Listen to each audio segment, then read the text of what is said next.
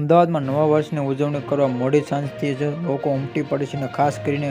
SG highway, સિંઘુનું ભવન road પર, ring road પર, CG road પર લોકો માટે મોટી ભીડ નવા વર્ષના સ્વાગત માટે ઉમટી પડશે અને આમાં અનેક ગાડીઓના કારણે રસ્તામાં ટ્રાફિક જામ સર્જાય છે. તે આજે સાંજના બાદ રસ્તા પરથી નીકળવાના આવેલા સાવજોને કારણ કે અમદાવાદ પોલીસ સ્ટેશન આ માટે જાહેર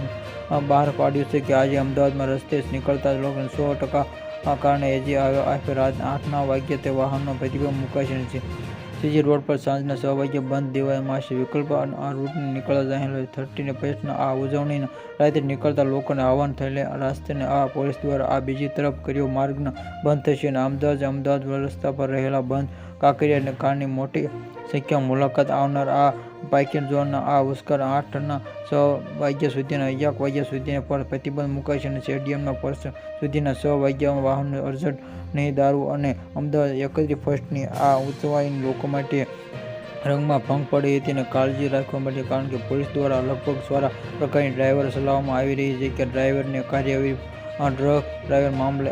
ડ્રગ ઇન ડ્રિંકિંગ મામલે ચાલવામાં આવી રહી